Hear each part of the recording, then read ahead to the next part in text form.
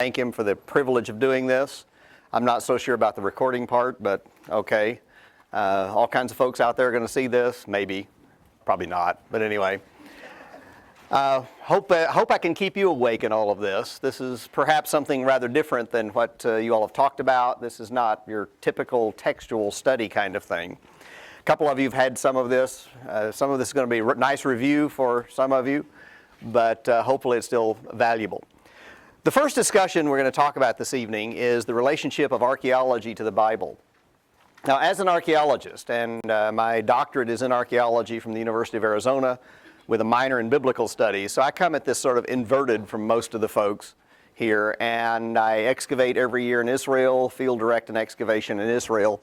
That's not a commercial, but if you want it to be one, okay. And one of the questions that people often ask me, particularly in conservative church circles, Churches of Christ and so forth, is, well, it's usually a comment. It's along the lines of, wow, isn't it great how much archaeology proves the Bible? Well, I sort of cringe at that, but please let me explain what I mean by that. I'm certainly not arguing that archaeology has no relationship to biblical studies, because I'm convinced that it does. But I do believe that archaeology should not be approached as an apologetic, as a way to prove the Bible. Now, having said that, that doesn't mean it has no relevance to demonstrating the credibility of the Bible. But a better strategy of how to deal with archaeology is to approach it as, what can archaeology do to help us better understand what's going on in the biblical text? Clearly, the Bible is written in a sociological, cultural, geographical setting. Everything happens within some kind of setting like that, and you and I are removed from those events by thousands of years and by thousands of miles and variant cultures. Most of us don't know a whole lot about, say, Middle Eastern culture, particularly when we think in terms of the Arabic culture and so forth. And so those practices are rather significantly different than ours. The geography is little like Arkansas. If you're from the southwest United States, Arizona, and Southern California, the terrain and geography and environment are very, very similar to that. If you're familiar with San Diego area, where I grew up, you're aware that the San Diego is described as a Mediterranean climate, and hence it plugs into the very climate that characterizes this part of the world. Now, Israel itself, as we think in terms of Israel and the West Bank, varies significantly in geography, topography, weather patterns, and so forth. But the more we understand these kinds of things, the better equipped we are to understand what is going on in the Bible. Now, the way I often describe where you and I are in this study, and I'm not sure how much you all have talked about this, but I doubt seriously it'll have any kind of contradiction with Dr. Matthews' discussion. The Bible is not written directly to you and me. It was written to people in the ancient times. Now, that's not to say it's irrelevant to you and me. I honestly believe that the message of the Bible is relevant to us, but we are not the primary recipients. I liken it somewhat to imagining rummaging around in the attic of my grandparents' house and finding a cache of letters that my grandfather may have written to my grandmother, years and years and years ago. And while I open up those letters and can read them and understand a lot of what's going on there will inevitably be allusions and references to things that they shared, or to events that they attended, and to some trips that they might have made. And those might be lost to me. But one of the things that I can do is investigate and find out with clarity what was meant in those kinds of discussions. That's sort of how you and I are in this enterprise. We're sort of looking over the shoulder of the original recipients, reading on the document that God revealed to them. But yet, because of all of this lapse of time and mileage and culture and everything else, some of those things are sort of lost. And this is the kind of thing that archaeology can really, really help us better to understand what's going on in the pages of the Bible. I find, and I'm just fascinated with doing this kind of thing, because it's just amazing to me how much it opens up and makes real the events and the lives and oftentimes the teachings that are found in the pages of the Bible. So what I want to do in this presentation is talk about more directly how archaeology relates to the Bible. And I want to approach it not as a proof of the Bible, but as an enlightenment, a clarification, opening our eyes for a greater appreciation of what's going on. And I've divided the discussion into several categories, and if the thing will wake up here, all right, maybe not. Hello? Ah, there we are. That's the title, who cares? All right, things have to catch up with us. I've divided this into several categories, the first of which I'm going to refer to as customs of the Bible. And again, as we think in terms of the things that are going on in the Bible, a lot of things that are described there are very, very different than what you and I would do. Most of them we can catch up with, and a lot of times our translations will render these in suitable comparisons or suitable examples of our time. But one of the things the Bible talks about is you shall not remove the ancient landmarks. I remember when I was a kid, I used to read this, and I was a preacher's kid, and so, you're forced to read the Bible when you're a little kid, and even though you may not want to, kind of thing. I'll be honest about that. But you'll run into these passages, and I used to read these passages out of the Old Testament, do not remove the ancient landmarks, and I used to think in terms of historical markers, driving down the highway, historical marker ahead. And, we'd occasionally stop and read, here at this location there was a great battle between the Confederates and the Yankees and blah, blah, blah, blah, blah. And that was one of the things that sort of kicked me a little bit interest in the Civil War kind of thing. But that's not what the ancient landmarks are in the Bible. And it really took a number of years for this to click with me that something else is going on. There are a number of occasions in the Old Testament where these kind of prohibitions exist. Do not remove the ancient landmarks. And here we have an example of one of these, although it looks sort of like a fence that's there. Now, this terrain, as you can look around in the background of this, there's a lot of rocks in this part of the country. I could tell you a story about that one, but I won't. That's tantalizing, isn't it? That's just sick. But anyway, this is one way to get the rocks out of the field, is make a little line here. But obviously that's not a very good wall. It's only about this high, and anything can get over this. So it's not going to keep anything out of anything. Goats can go over it, cats can go over it, babies can climb over this. I mean, it's nothing. But the practicality of this is to give a line of demarcation between someone's property and another person's property. Now, this isn't to say in this case we have different owners involved. But the ancient landmarks are basically survey marks that mark off one person's ownership of property from another. If you read in the book of Ruth, whenever Ruth comes back with Naomi to the land of Judah, to Bethlehem, the Bible talks in chapter 2, she happens to go to that part of the field that belonged to Boaz. Now, the people in the ancient world typically would live inside a town, and in the daytime they would go out into the fields to work and spend most of the day out there, and at the end of the day they would come back into town. In our culture, we have a tendency, if people are typically farmers, they'll live out in the field and occasionally come into town. But in ancient society, it was sort of the reverse of this. And one of the ways to demarcate property from one another is to line up the stones there. Now, the next example shows a little better example of this. The dotted line represents the line separating this person's property from this person's property. And again, I don't know if specifically that's the case here, but this is the kind of thing the people in the ancient world would have. Now, if you look at this and think in terms of, I want to be a cheater, I want to increase my land holdings, under occasion, say, of a new moon, which means there is no moon, if you recall, you go out there and sneakily move all of those over about 6 inches and do that several months in a row, then you can increase your parcel and decrease your neighbors, and the Bible condemns that as land wrestling, stealing property from someone else. Now, part of the issue here is the preservation of the inheritance that is passed on from generation to generation. Part of it has to do with the God's welfare system, if you will, maintaining the integrity of the property for orphans and widows and so forth. So God is concerned about the land rights, and that's what these refer to when God gives these kinds of prohibitions, and occasionally He'll refer to them as lessons.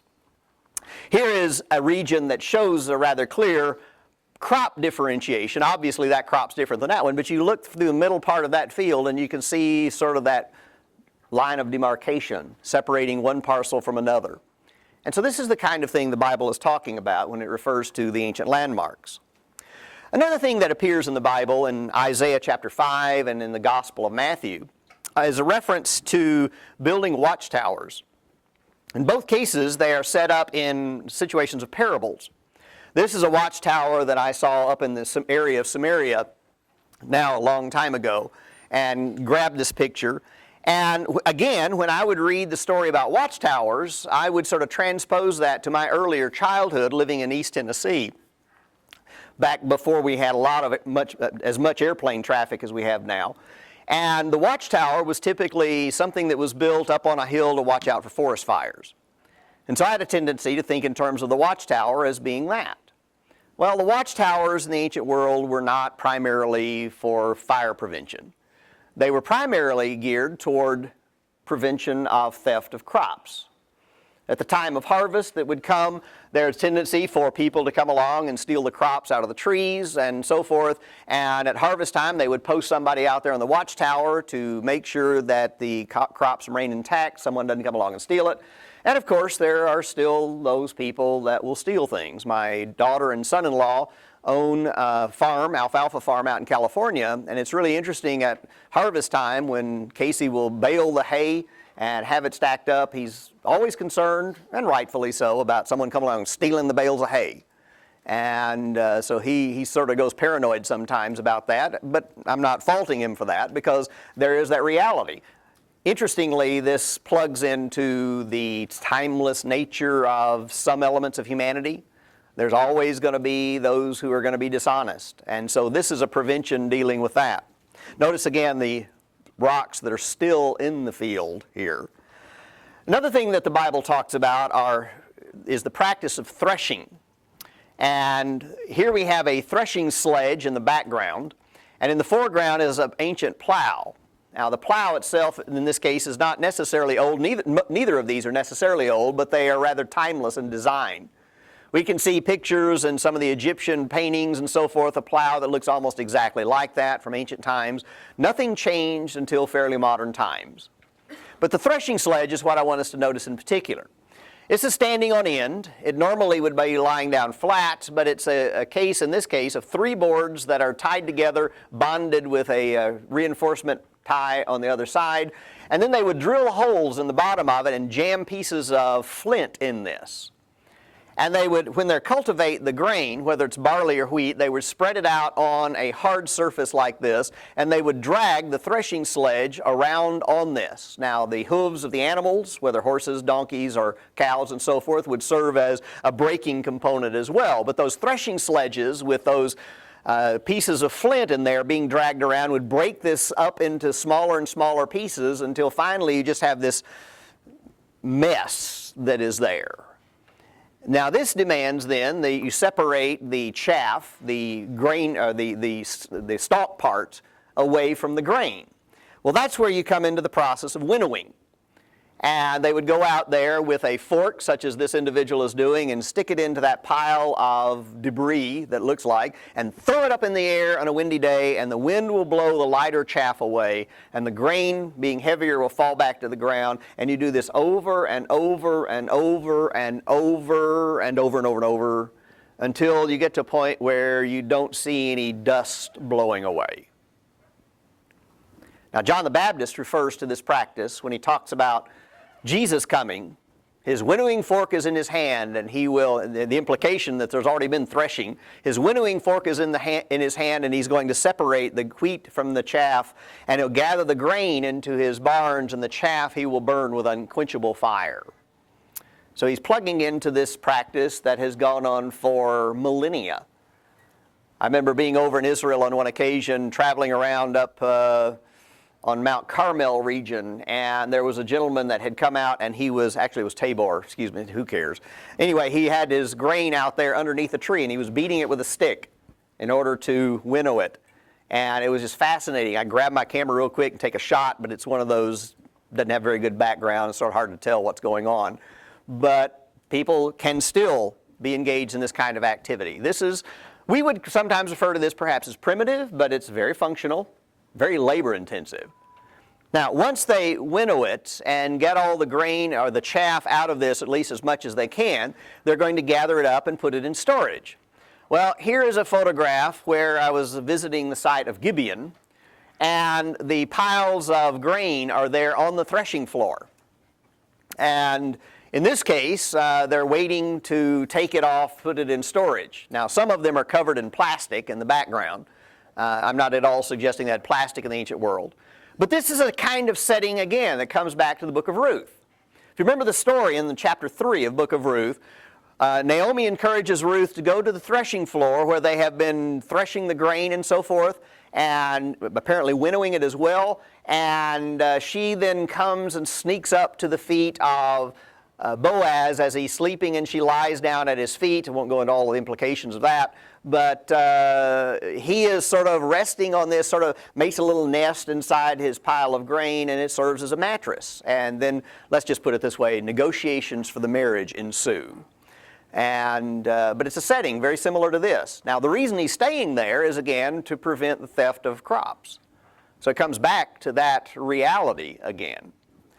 As I was leaving the site, I was traveling along and looked down the slope and saw this building here with something on the roof, and was just fascinated with this because it immediately reminded me of Rahab hiding the spies on the roof of her house under the flax.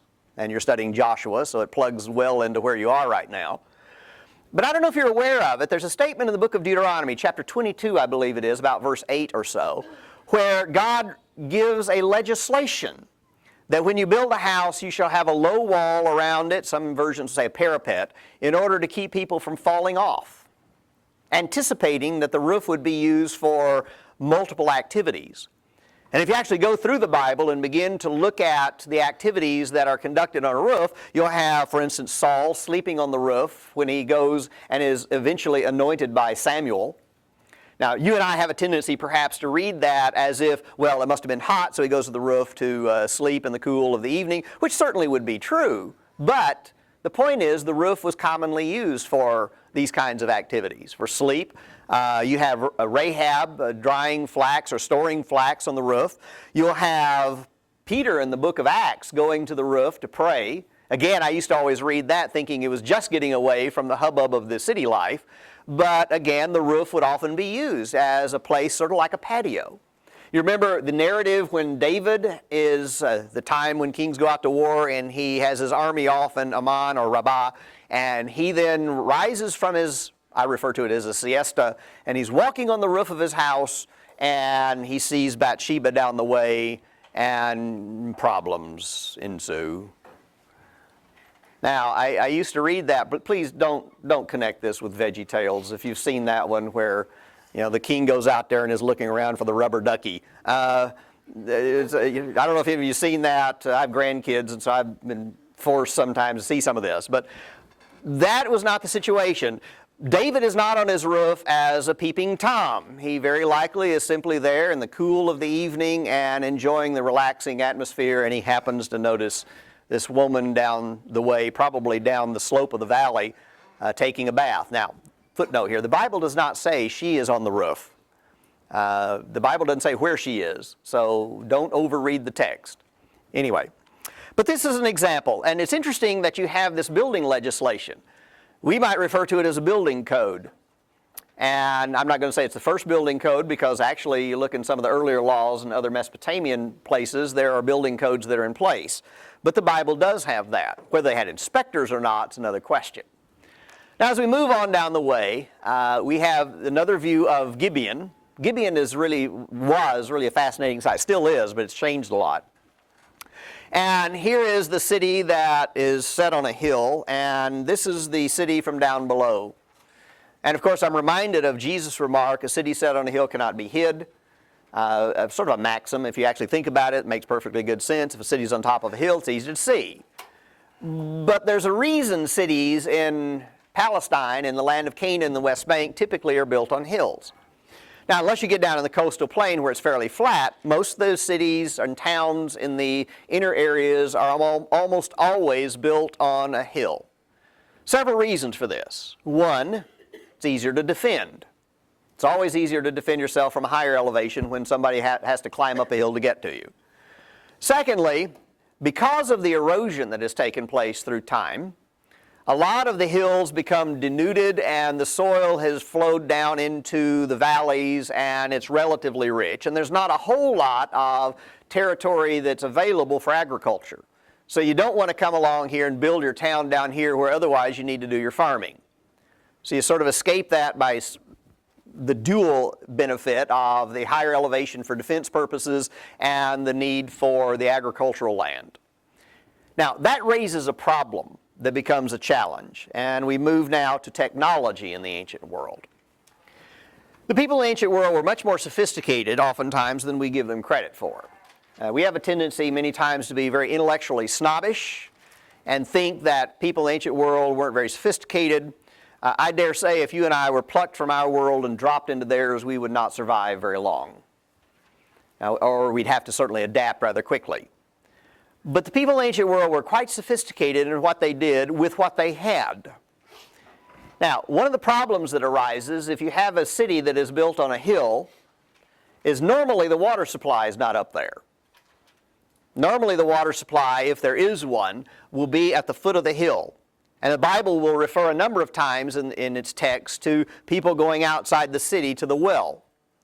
And that, for instance, goes on when Saul is coming to see Samuel at Ramah, and the people are coming out of the city to go down to the well and so forth. And he meets them and asks, "Is the prophet here?" and so forth. So this is a common kind of element. But the problem of having the water source outside the city means that the water source is vulnerable for enemy sabotage. And hence the threat then, if you have to go out to the water source during time of warfare, you then are vulnerable. So the folks in the ancient world come up with a number of strategies by which to resolve this. Now, this is the entrance into one part of the water system at Gibeon. Gibeon is a fascinating site. It's amazing how many things here you can go and see. And here I'm about to enter into this tunnel, and as we go into the interior, this is my wife standing up there. It was February, and so she's bundled up pretty good. And you go into this tunnel and you come down this flight of steps, which are sort of precarious at best. And as you proceed down the way, you finally get to this point where there is a water source that you can access from inside the town. Now, they would have blocked this off on the outside to allow the water to come in, and you would come down this, through this tunnel, and then come to the water, fill it up, and go back up the slope to the interior. Now, there's another water source or access that is at Gibeon as well. In some ways more sophisticated, but it's not totally complete. But it is referred to, interestingly, in the Bible. And it looks like this. This is a drawing of it. This is cut through limestone, and I'm not sure what the depth of it is. Offhand, I don't remember the dimension, but it's really quite large. It's cut through limestone, and you come down to this landing, and there's an element of scale you can see here by the drawing that they put here of these little people standing on that platform. And there's a flight of steps that's carved in or shown in this, and then it goes through this mass of rock, and then the tunnel continues down until finally you get down to the bottom and fill up your jar, and then you climb back out up this rather precipitous, precarious flight of steps. Now, typically, not always, but typically the work of going down here and getting the water and climbing in and out was work for women in the ancient world. There are allusions to this, references to this, for instance, in the book of Genesis. But you also have to realize that these water jars were often, well, they're either jars or skins, but the jars, if they're jars, would be something like that. I'll show this further in a moment, and not light to begin with, and then you fill it up with water, then you've got quite a bit of weight. I don't think I'd want to wrestle with these women in the ancient world. They're constantly going down there carrying these big jugs of water and everything else and carting back out. But there's also a hazard that arises because these steps, because there's constant traffic going up and down them, they get slick, and the time, of course, comes and somebody's going to lose the balance and drop the jars, and then the water starts flowing down the steps, and then slime starts to grow, and it just becomes a mess. Rather precarious, to say the least. Now, looking at a picture of this, there is the flight of steps. See that hump right there? Let me move over out front here. There's a hump right there. I'm sorry I'm blocking your way. And then if you look over there on that section, that hump corresponds to this. Can you see that? Some of you are a little more direct. You can see the connection. But the flight of steps, I could not get far enough away from this with my camera to get a nice wide-angle lens, and I didn't have much of a wide-angle lens on it. But here I am standing on that platform a number of years ago. And this is a fairly normal parallax or lens on the camera taking the picture.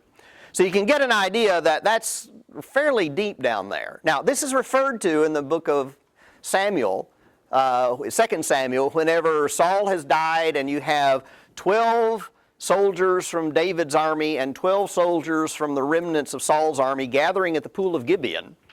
And they have this, I won't call it one-on-one, but 12-on-12 confrontation, and it takes place here. Now some will say, well, wait a minute, it's a Gibeon, but the text talks about the pool of Gibeon. And it almost certainly has to be somehow in relationship to this shaft. And this shaft does date back, as far as archaeologists are able to tell, back to a period before the time of David and Saul. My opinion is, and I think it's sort of interesting, I can't prove it at all, my opinion is that the 24 people are on this platform sort of in a forced arena into contact with each other. And the Bible talks about all 12 of them killed each other. I mean, the 24 just battle it out and they all die. And it's again then referred to in the book of Jeremiah, simply as a geographic reference point.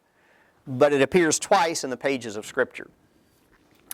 Some sophistication in the ancient world is really, really impressive. Now, most of us look at Tutankhamun's tomb and all that kind of thing and are wowed by that. But that kind of sophistication extends broadly beyond simply Egypt. These are some very, very nicely carved ivory pieces.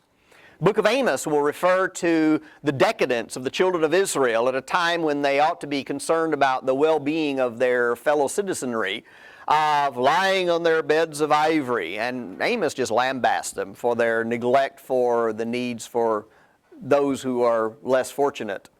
And these are parts of some of those pieces of furniture. Oftentimes they would be, if I drag up a chair over here, the parts of the ivory, imagine this chair, for instance, having arms on it. And so you'd have an arm here, and some of this ivory pieces would be the inset between the arm pieces or in the back of the chair itself as the back piece.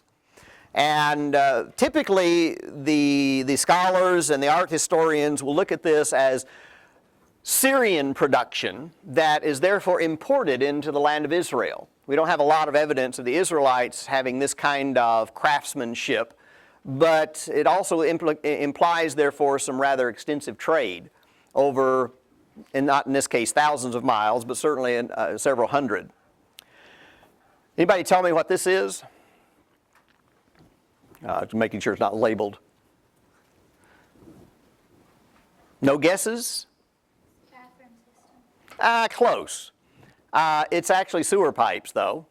Close enough. I'll accept that. These are sewer pipes from 1800 BC, in the time of the patriarchs. And I don't know how much you're familiar with construction materials and so forth. It's only been in fairly recent times, been easily within my lifetime, that sewer pipes have moved from being made out of clay with a flared end, and you put one end, the narrow end into the flared end and seal it up with clay. Then they went to this awful asphalt ply stuff that is just terrible. And then eventually they started coming out with the plastic kind that most of us are familiar with. But that plastic stuff only comes into use since about 1980 or so. And earlier sewer pipes were almost always made out of clay. Now these are about this big around, about what, a foot, 10 inches to 12 inches in diameter. And if you look carefully, you'll see that one end is slightly tapered in to fit inside the other end, and then they would seal it with clay. Now I don't want to suggest all cities in the ancient world had sewer systems, but they did have, some of them did have these drainage systems.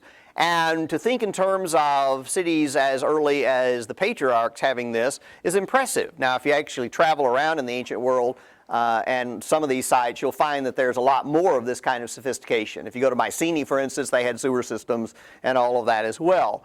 But these are the kinds of things that we tend to overlook when we are thinking in terms of the people of antiquity. Again, we have a tendency to be rather intellectually snobbish and think we're the ones at the top of the heap and so forth, and we're almost the first ones to ever thought of a lot of this stuff. Now, looking at, this is the site where I excavate and am field director, and a number of years ago there was an accidental discovery that was made. So a lot of the discoveries are somewhat accidental. And a couple of guys were excavating and they found this opening in the ground.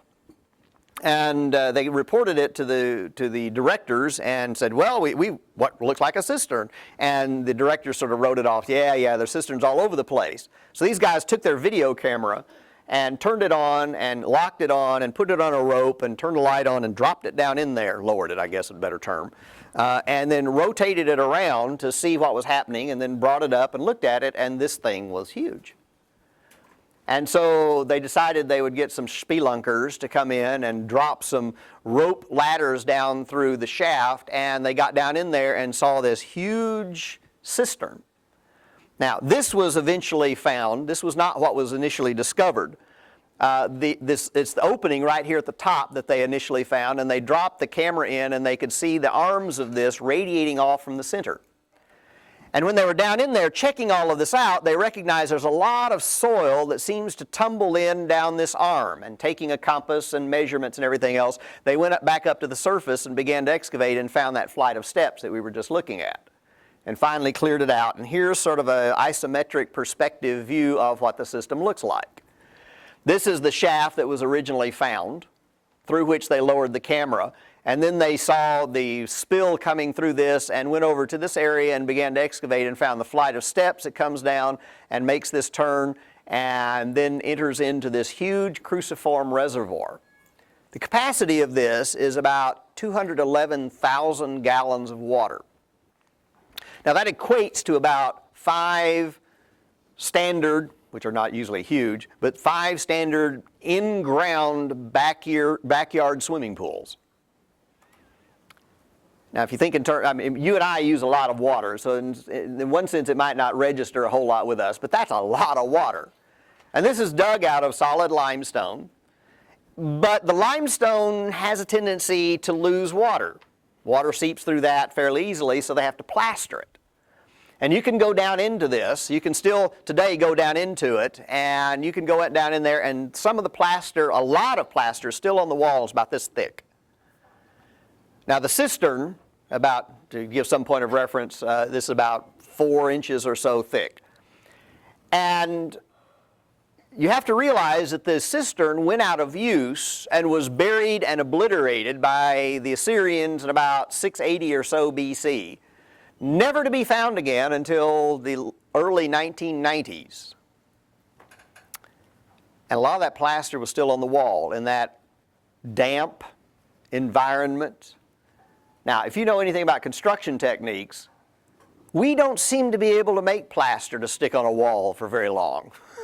It tends to fall off and collapse and all that kind of. We need to take a few lessons from these folks. They knew what they were doing, and they did it well. And it's really impressive to see how much of that plaster is still on the wall in that damp environment. This is a representation, a photograph of a surgical procedure known as trephination. This dates from the 7th century BC from the site of Lachish. And a number of these examples have been found. Now, I'm not going to suggest that the people of the ancient world always understood what was going on when they had headaches and stuff. But this apparently is a surgical procedure that they would engage in now and then, probably because of headaches that were chronic and trying to relieve it. Now this person, normally they would say, cut the flap of skin, fold the skin back, and then saw. You can see the saw marks? You see the saw marks on that? Saw this skull plate out, and I assume that they felt like they'd liberated the spirits. I don't know if I would know that or not by the pain that's involved. And then put the flap of skin back and hope the person survives. Well, this person didn't survive very long. And we know that by the fact that the cut marks are still rather crisp, if you will. But a lot of the folks who underwent this surgical procedure in the ancient world survived. And examples of these have been found where the hole has been totally grown closed. Raises some interesting questions. One, why did they do this, for which we don't have much of an answer? Secondly, what kind of drug would you use? That would probably be the most lurking question in my mind. What do you give the person to kill the pain, or at least make them oblivious to the pain in the procedure? Well, I'm not sure I have the answer, but I do have a proposal for you, which we'll move to here in a second. moving into the area of ancient trade. This is a nice little vessel. I have a sample of one here. This is not my best example because I think it's at home. This is the standard size of the vessel that we have shown on the screen up here. This one's broken, as you can see. The handle's missing. It's been cut off and so forth. But you have this broken section. But they're delicate, nice little pieces like this. We refer to these as bills. We don't know what the folks in the ancient world refer to them as. But this is one of those, archaeologists aren't always the brightest folks in the world. And we name it after something that's fairly bizarre, to say the least. If you were to fill this up, obviously it's not going to hold much, but if you were to fill this up when it would be complete and pour the liquid out, it would go bill, bill, bill, bill, bill, bill. And so we call it a bill. Like I said, we're not always the brightest folks in the world. But as you look at the photograph here, I want you to notice some features here. You notice this one has these little clay appliques on the surface. There's a little clay section up here around the collar. This one has a clay applique as well as the applique on the body. This one, while it doesn't have the raised sections, it has white lines drawn on it. And you can see the remnants of the white line drawn on the body. Well, this was rather intriguing. This comes from the late Bronze Age, and these are almost exclusively to the late Bronze Age, which, by the way, is the time period that the Israelites appear, according to the Bible, within the land of Israel.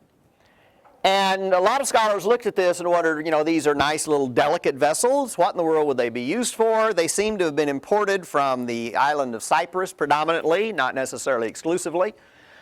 Even the Israelites, or not the Israelites necessarily, but the people in the land of Canaan were so enamored with them they made imitations of them. Usually rather klutzy, but nonetheless they were imitations of them. Well, some scholars wrestling with what do you do with these things decided that, it looks sort of odd. If you turn it over, it looks sort of like an opium poppy. Well, I'll be honest with you, I'm not really that much into opium to make this immediate connection, but this is the connection they had. Now, if you look at this, you notice the sort of flared, let me go to the next one. You notice the flared edge there that would sort of correspond to that, sort of the bulbous body that is there, and even the little ridges that are down the shaft you would have replicated on here. Now, the one mainly, not necessarily exclusively, who suggested what these might be used for is an archaeologist, but he was an ambassador to Israel from Australia for a number of years. And he suggested maybe these were used for shipping opiate derivatives. And the typical response was, you're loony. Well, eventually, archaeology got to the point where it's looking at science and using sciences rather extensively. And so some of these are submitted for analysis and a very careful cleansing of the interior of the vessels and running them through various scientific tests, spectrometers and that kind of thing and so forth. I don't know specifics, but I think that would work, at least play into it. And at least some of the vessels were found to have opiate derivatives from the inside. Well, that sort of makes me wonder, could that be what they used to drug them for trephination? I don't know. I don't know the answer to that. I think an opiate derivative would probably knock you out pretty well if you took enough of it. Maybe this also helped the Israelites conquer the Canaanites. Maybe the Canaanites were a bunch of drug heads, and the Israelites come in and whack them a good one. I don't know. Intriguing question. The Bible does talk about sending a hornet before them. Maybe the hornet was in the form of their buzzed. Anyway, hadn't thought of that one before. But anyway. Another element of trade that we have are these oxhide copper ingots that are occasionally found. Now, these are not usually found on land. These will almost exclusively be found in the ocean, underwater archaeology. The reason they're called oxhide ingots, I think, is fairly obvious. It's sort of in the shape of a stretched oxhide and so forth. The weight of these is usually designated to be a talent. a talent. Remember in the New Testament there are these discussions about a parable where Jesus talks about people being given talents, 5 talents, 2 talents, 1 talent. We have a tendency sometimes to collapse that to abilities that God has given us. That's not the point. That's not the story. It has to do with a measure of quantity that is involved. And a talent of copper, and that was usually considered the standard weight for the talent, came to be roughly 28 to 30 kilograms. Now, if you're not really up on your metric system, that's about 62 to 66 pounds. And so this would be a talent. Now, the way these are typically transported is on ships, they would line them up, hanging them by the splayed end, the stretched end, and hang them in racks. Now, I used to live in Arizona, which is where I got my doctorate, and lived in a copper mining town. And had a couple of these pictures and showed them before I got a huge slew of pictures. And it was really interesting to watch the copper mining folks, who many of them worked at the smelter and so forth, and they looked at this and says, wow, that's not a whole lot different than we do now. And they described more squared angles, but with the little ears at the top, and they hang them on the racks and put them on the rail cars and everything else and ship them out to other destinations all over the world. So again, the folks in the ancient world have figured out this rather expedient way to transport goods. Now here's where this becomes important. Most of us don't stop really and think about these kind of things, but clearly it doesn't take a genius to figure out no one location has everything. You know, Cersei doesn't have gold mines, to my knowledge. Doesn't have silver mines, doesn't have copper mines. Diamonds are down southwest section of Arkansas, but that's a real rarity. Most people don't find anything when they go there. But when we think about all of these raw materials, no place has all of them. And so people over time will find out, well, they've got copper over there, they have tin over here, they have silver over there, they have gold over here, they have onyx over here, they have obsidian and so forth, and you'll want various quantities of these, and so a trade network begins to develop over time. And that's exactly the way people find out about it, and they begin swapping goods. Now, one of the things that's very important for us to realize as we think in terms of these trade connections is to realize that not just the mileage that's involved, although that's important. You know, how far is it from point A to point B? But then to have the second level of the calculation, recognizing how much time does it take to make that trip. And prior to the advent of the automobile and our easy access to fairly rapid travel or flying, people in the ancient world, and even up until early part of the 20th century, a lot of the travel was simply by horse or walking or whatever. And you're not looking at over 20 miles a day. Now let's put that in perspective. It's 45 miles from here to Little Rock. So under those kind of circumstances, it would take you at least 2.5 days to make a trip to Little Rock. So when you start thinking in terms of people trading goods over 1,000 miles, to you and me 1,000 miles isn't that far. But 1,000 miles in the ancient world or pre-industrial world is really significant from the standpoint of time consumption. And yet you have these goods that are being swapped over huge distances. And as we read the Bible and see the kinds of discussions, for instance, when the Queen of Sheba comes from wherever that is, we're not sure whether it's Yemen or Ethiopia, and makes the trip to Jerusalem, if you just do a quick and dirty calculation here, it's like 1,400 miles. She travels. And if you think in terms of 20 miles a day, which everybody would have been dead on the trip, but if you think in terms of 20 miles a day, you're talking about a 2-month trip one way to go see Solomon. I mean, this just changes the dynamic significantly. But this is the kind of stuff we have a tendency to trivialize because of our different cultural world and how things operate. All right. Here are a couple of drawings out of Egyptian sources and so forth. I want you to notice the oxhide ingots being carried here. There's one up there by that guy, and there are 2 down here being carted along with other goods that they're transporting. Now this is back at the site of Gibeon. Gibeon was known in the ancient world, not quite in the earlier Old Testament period, but sort of the Persian period, as a wine-producing area. And these are some storage vats that are in the stone here that have been carved out of the interior in which to store wine. And it's estimated that they could store 25,000 gallons of wine here. And the wine of Gibeon became fairly popular in the ancient world. Now, we are nearing the end, in case you're wondering. This is from the site of Ekron. This is where I actually began my excavating experience back in 1985. And we're looking at an olive press facility.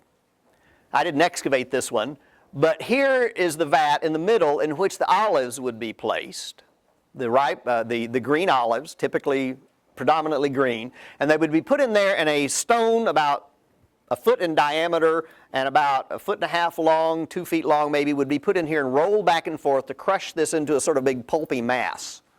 You can imagine how drippy and oily this would be.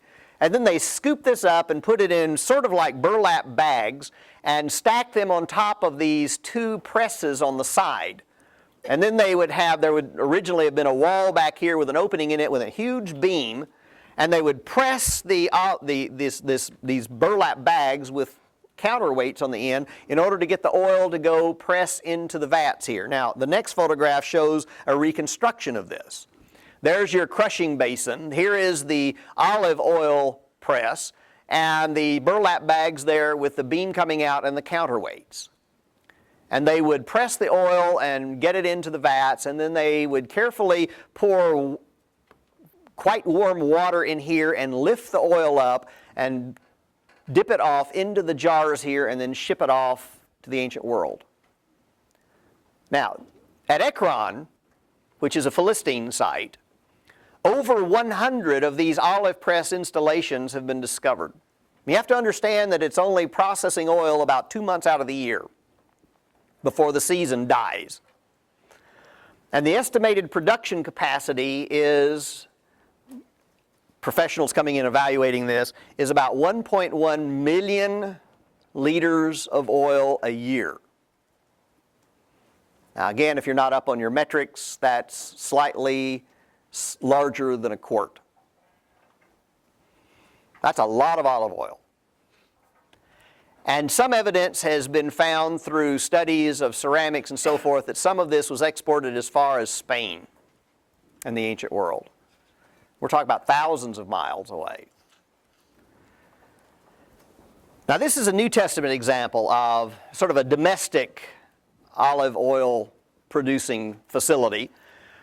There would be the post in the middle, the large stone, the olives would be placed on the platform, and this would be rolled around and around and around and around to crush the olives, and then the olive oil would sort of percolate off to the side into a little trench and then drip off into storage jars and juglets and so forth.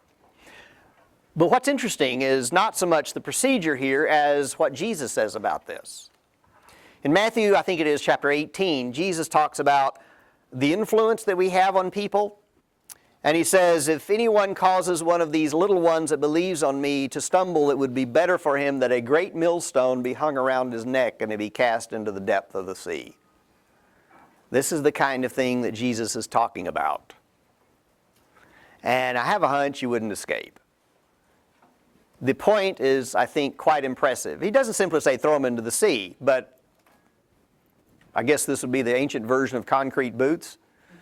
If we think in terms of the mafia. Government. Can't escape government. This is an interesting little collection of material that was found a few years ago at Tekoa. And the excavators, this has been sort of put back in place to give some impression of what it probably looked like originally. But you'll notice something in here. And this is this picture of two of the vessels, and the inscription on the side says Shamash, which would translate in this case to a fifth, not to be confused with Jack Daniels or Southern Comfort. But it's probably a reference, yeah, that was said at Harding, probably in reference to a tax rate, maybe a 20% tax rate that's under consideration. The contents turned out to be these pieces of silver that were chopped up and stuffed into the jar. And then the vessels were probably kept in reserve to be shipped off to the central government, indicating probably a 20% tax rate or so. Now, this is the way people in the ancient world would do their money. You remember the Bible will often talk about shekels. The Old Testament will talk about shekels, and we have a tendency to collapse shekels into the idea of a coin, and that's not what it was. A shekel would be a weight. All it is a weight, and they would use a scale similar to this, and they would put a known weight on one side, such as, what's this, 2 grams, and put it in there, and then they put whatever the silver is, if they want 2 grams here, and they would put it and counterbalance it. This is really a quite sophisticated system. And if you remember anything about early stores here in the United States, this is a very similar system that characterized weights and measures until modern electronics. Not much different. So again, the sophistication of the people in the ancient world was quite high. You'll notice the cut marks that are on this. And what they would do is they'd have maybe jewelry or a chunk of silver, and they need to counterweight this, and so they just sort of shave off or cut off or pinch off a piece and drop it in there until they get it balanced, and that's the end of it. And you have bent jewelry, and you have chunks of silver, and all of that that's involved. And of course, then there's religion. This is a New Testament issue. This is a baptistry at Chorvat Shivta in the southern part of Israel, out in the Negev, an area where it gets about 6 to 8 inches of rain a year. That's it. If you know anything about agriculture, normally you can't grow anything just from rainfall on the basis of that. And it's rather iffy, rather dicey whether you're going to succeed or not. So you need water reservoirs available in order to access water.